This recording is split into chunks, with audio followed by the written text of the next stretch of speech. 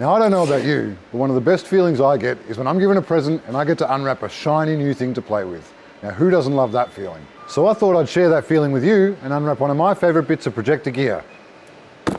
Now this is a brand new IDC25 battery charger.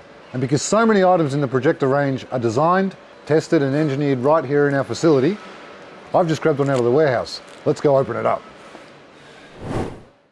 Now whether you've already got one or you're still on the fence about reaching in the pocket to pick one up, let's see what you get in the box. The first thing that gives away the quality of the product is the packaging. If this much energy has gone into the presentation, imagine how much energy has gone into the product. Now the one I've picked up is our 25 amp unit. We've also got a 45 amp and a 25 amp lithium. So when we first open it up, we see some of the less important things like the manual and the wiring diagram. But after we get through that, we have the most important part, the unit itself, nice and neatly presented in there. Next up, we've got this yellow and black sticker. Now yellow and black means important, so make sure you read it, otherwise you'll be calling all of us to try and fix your problem. The second thing you'll notice is how rugged this thing is.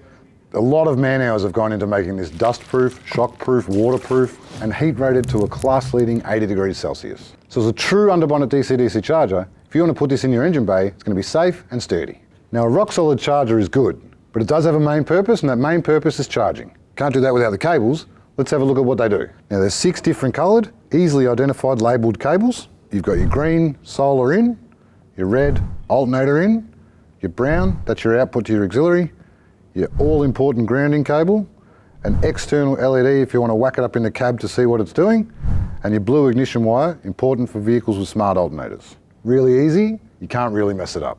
Now the last long one here is your temperature sensor cable. It goes directly onto your battery, so no matter whether you're up in the top end in the heat, down in Tasmania in the cold, it'll adjust the charge voltage so that your battery doesn't boil or freeze. Now on the side you've got these mounting slots. 2 here, 2 on the other side. Basically this means you can lock it down wherever you put it, in your engine bay, in your caravan, in your RV, it doesn't matter. On the front of the unit is your LED panel. The ones on the left here tell you if it's charging and which of your inputs are connected.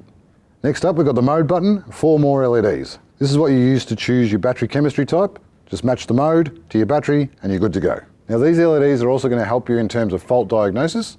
So those lights and this manual is everything you're ever going to need. If you still can't figure it out, just give us a call at Projecta Technical Support. Now that's the main unit, but to kickstart the install, butt connectors and cable ties. So if you're into DIY, we've got you covered. So whether it's your brand new toy or you're just having a look at what's out there, I hope our little look into the IDC25 has helped you out. If you want to see more videos or you need some help, just come and see us on our Projecta Switched On Tech Talk group.